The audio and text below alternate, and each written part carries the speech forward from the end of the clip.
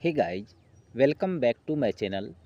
आज के इस वीडियो में क्लास 10th फिजिक्स का इम्पोर्टेंट टॉपिक प्रतिबिंब अर्थात रिफ्लेक्शन किसे कहते हैं, यह कितने प्रकार के होते हैं, वास्तविक प्रतिबिंब एवं काल्पनिक प्रतिबिंब में दोनों में क्या अंतर है, तो इन टॉपिक को इमेज की सहायता से समझेंगे। तो आइए सबसे पहले प्रतिबिंब क्या है इसको समझते हैं। प्रतिबिंब को समझने के लिए सबसे पहले प्रयोग के रूप में एक वस्तु के रूप में मोमबत्ती है जो स्वयं प्रकाश उत्पन्न करती है, अर्थात ये दीप्त वस्तु है। अब मोमबत्ती के सामने दर्पण रखेंगे, ठीक है। तो क्या होगा, दर्पण में मोमबत्ती का प्रतिबिंब बनेगा। दर्पण में मोमबत्ती का प्रतिबिंब बनेगा। यह प्रतिबिंब कैसे बना,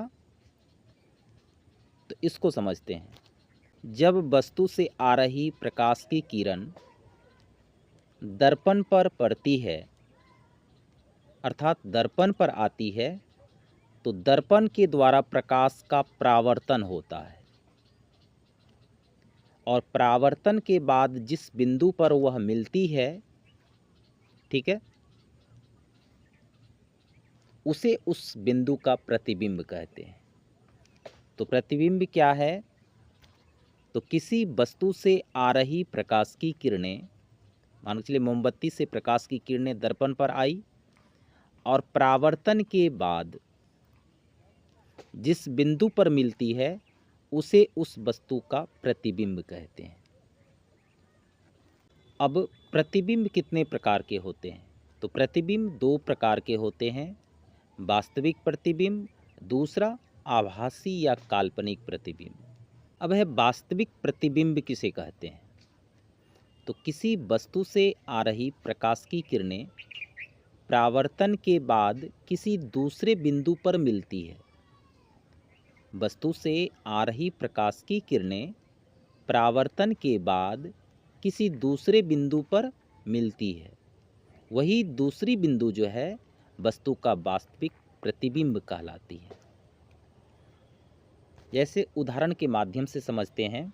वस्तु से आने वाली प्रकाश की किरण दर्पण पर आपतित होती है और परावर्तन के बाद एक बिंदु पर मिलती है और इसी बिंदु पर जो बना प्रतिबिंब है वह क्या कहलाता है, वास्तविक प्रतिबिंब कहलाता है। इसे हम पर्दे पर उतार सकते हैं, ठीक है। वास्तविक प्रतिबिंब हमेशा क्या होता है, उल्टा, और इसे हम पर्दे पर उतार सकते हैं। अब दूसरा प्रतिबिंब है आभासी या काल्पनिक प्रतिबिंब। तो किसी वस्तु से आ रही प्रकाश की किरणें परावर्तन के बाद किसी दूसरे बिंदु पर मिलती हुई मालूम पड़ती है, उसे उस वस्तु का आभासी प्रतिबिंब कहते हैं। जैसे उदाहरण के माध्यम से समझिए। वस्तु से आ रही प्रकाश की किरणें परावर्तन के बाद किसी दूसरे बिंदु पर मिलना चाहिए, लेकिन आभासी रूप में प्रकाश की किरणें दर्पण के पीछे एक बिंदु पर मिलती है, जिसे हम कहते हैं आभासी प्रतिबिंब।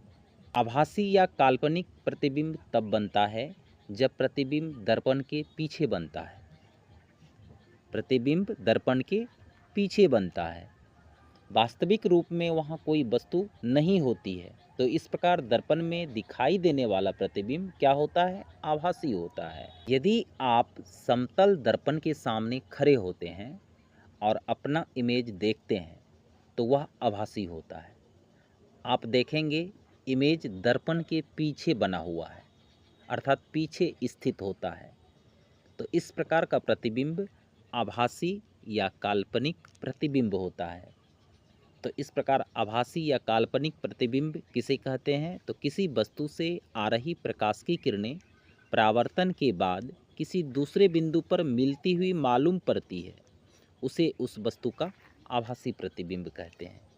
अब वास्तविक एवं आभासी प्रतिबिंब में क्या अंतर है, तो वास्तविक प्रतिबिंब हमेशा क्या होता है? उल्टा होता है और यह प्रतिबिंब दर्पण के आगे बनता है। वास्तविक प्रतिबिंब दर्पण के आगे बनता है। इसे पर्दे पर उतारा जा सकता है। यह केवल अवतल दर्पण से प्राप्त होता है। वास्तविक प्रतिबिंब केवल अवतल दर्पण में प्राप्त होते हैं। आभासी प्रतिबिंब, तो आभासी प्रतिबिंब हमेशा सीधा होता है। यह प्रतिबिंब दर्पण के पीछे बनता है। इसे पर्दे पर उतारा नहीं जा सकता। आभासी प्रतिबिंब को पर्दे पर नहीं उतारा जा सकता है। यह समतल एवं उत्तल दर्पण में सदैव प्राप्त होते हैं। आभासी प्रतिबिंब समतल एवं उत्तल दर्पण से प्राप्त होते हैं। तो इस प्रकार आज की वीडियो में इतना ही। अगर आपको यह वीडियो पसंद आया हो तो प्लीज़ लाइक, शेयर, सब्सक्राइब करें। धन्यवाद।